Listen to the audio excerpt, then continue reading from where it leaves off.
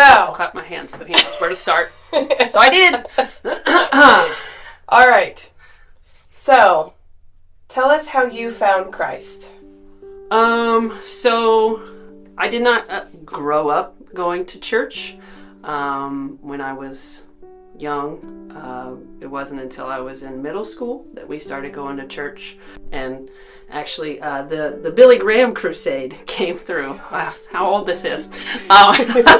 So they had a Rock the City concert before the actual crusade came through, and my church youth group went. And so we went and we listened to some speakers, and that was when I accepted Christ. And then a week or so later, I was baptized. It was actually 28 years ago today that I was baptized. Yeah, I feel old. So yeah, that's it. Okay. So, what were some more formative moments in your life since then? I've narrowed it down to 4. There are 4. The first one, right after I graduated high school, I started a discipleship program called Deeper, and it was a program that it was 9 months, and so basically a school year. It's like a gap year program. So we were gonna go and spend a while at a camp. And then we would go do missions around the United States, and then we'd do cross-cultural missions for 4 months. So I spent a lot of time at Rainbow Christian Camp, also known as the ARC now. That was where all our classes were, and that was the first time that reading the Bible and taking time to develop that relationship with Christ really took hold, because I knew about it, but they set aside a time each day that's what you did. I think it was called personal worship. I don't know, it was a long time ago. And so that's what we did. We had like an hour and a half every single day. And you'd spend time praying and worshiping and reading all by yourself. And so that kind of laid the groundwork for pretty much the rest of my life. Because Deeper led me to Johnson, which led me to Jonathan, which led me to here. So that was the first one. The second one was while I was at Johnson, my dad actually was diagnosed with cancer, skin cancer, and it was stage 4 melanoma, which is big, bad. And while he was going through those treatments, he actually got diagnosed with thyroid cancer too. So just watching my dad have to go through all of that, and my mom having to take care of him, but all through that, he was very determined that God's got me. I've got this. We're gonna be just fine. And he's still here. He's still kicking. So that was number 2. Number 3,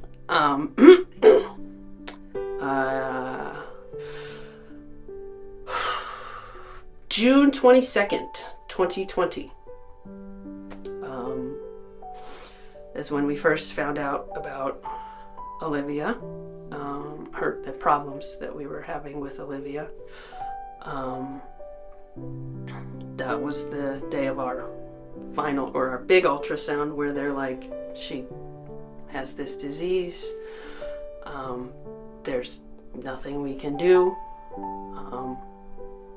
Enjoy the time you have with her. And so that was earth-shattering. I remember being in the ultrasound room, and they're like, we'll give you a minute. And so John's like, let's pray. And I'm like, yeah, I don't want to do that, because my first instinct was anger. But after that, we were able to meet with my senior minister that day. Well, senior minister when I was growing up. And he counseled us through it and prayed with us. And then we were able to, then we had to tell all of my family and all of his family that, basically don't get to keep her. She's going to be born, but we don't get to keep her. And so that whole time was difficult.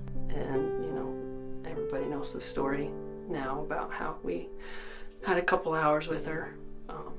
She was born early, and we got her for a couple hours and then said goodbye. And someday we'll meet again. I told my family, Olivia won the race, so go her. But we'll meet her again someday.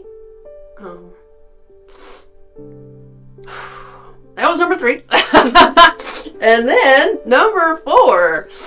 Whew, the big C word came around again. And this was in October of 2024 when I finally got diagnosed. The doctor called me. I had a biopsy. I had noticed the lump, and I had the biopsy, and noticed the other lump, and so I was on fall break. I was baking muffins with the kids, and the doctor called, and she said, "Sorry, I'm on vacation, but I just need to give you some test results." And I'm like, "Well, then I already know the answer to that one." And she said, "You do have breast cancer. Don't know how advanced it is yet, but you do have breast cancer." So I hung up the phone, and I said, "Okay, this is what we're doing now." And I went back inside, and I continued to bake muffins with my kids. So it's in a little bit of denial there to begin with. But then eventually we got the full diagnosis of stage 2B, which meant chemo, radiation, surgery, immune therapy, all of the things that go along with it. And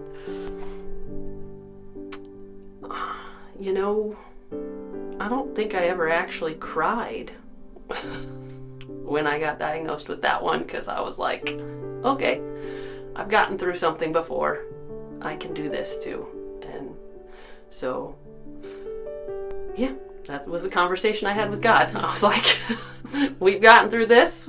My dad beat cancer, so I can beat cancer. And so that's what I did. And I did. I beat cancer. So yay! Yay! So yeah. So we get to hear from Jonathan about the trauma you have all faced. Would you mind recounting some of that for us, which you did a little bit? I did. And we ended up at Children's Hospital in Cincinnati and came up with a treatment plan after a bunch of tests that included amnio infusions, which was twice a week. I would go to Cincinnati, and they would do an ultrasound and see how she was doing, and they would take saline and inject it into my uterus with a really long needle. So that wasn't fun. It's an amniocentesis in reverse. So instead of taking stuff out, they stick the needle in and they push fluid in, and then that helps her. She can do what she's supposed to do with the fluid and help her develop and grow. And so we did that twice a week for 5-6 weeks, and it was painful. I could use the word excruciating, but it was also kind of cool because it was an ultrasound. So as they were putting the fluid in, you could see her react to it. It was cold, so you could see her kind of move away from it. But she also was like, this weird thing is in my space. And so she would like grab at the needle, and then she would just start moving around like crazy. So it was difficult, but at the same time it was nice because I got to see a baby, she my baby, and feel her move and see her act like a normal baby would. And So yeah, it was very painful, but I don't regret a single moment of doing it, even though it ended up like it did. I went into early labor. My water broke on September 10th, very early in the morning. And so we went to we went to Good Samaritan, and I was checked in and basically told, you're here until you deliver, and hoping it would be, a few more weeks than it was, but it ended up only being just a couple days, and then she was born on September 13th, and very early in the morning. And it was a Sunday, and of course it was 2020, so we got to live stream. So we in our small little room, we had a church service and listened to, couldn't tell you what Mark preached about that day. But we got to be there, and she got to have her church service, and then she got to go to heaven. So that was definitely the most physically trying time of my life, as well as emotionally and spiritually and all the other ways you can be traumatized happened during that time. But looking back, the only thing I would change is if we got to keep her. Other than that, I don't regret anything we did. And I'm thankful that I had all those experiences. How did God lead you in some of those worst moments? I'm not one to show emotion in front of other people. So the night that we found out about Olivia, I couldn't sleep. Just couldn't wrap my head around everything that had happened. And so I took my phone and I took a blanket and I went out and I sat. I sat on our front porch and I just cried, basically. And I prayed, and I went back to those times when I had my personal worship at in Deeper all those times ago, and I just started listening to music, to praise music, and that's what got me through that night and the following however many months it was, 3 months, was I would just sing those songs and find comfort in them. And those were the songs that we played at her service. The Goodness of God is one of them, and no, I cannot listen to it well, I can listen to it, I cannot sing it. So I've gotten used to listening to it, but it's true, but at the same time it hurts, I'll sing of the goodness of God. So there's like 3 or 4 songs that I would just listen to on repeat, and that's just how I found comfort during those times. And I'd cry by myself, and then I'd wipe my tears and keep fighting.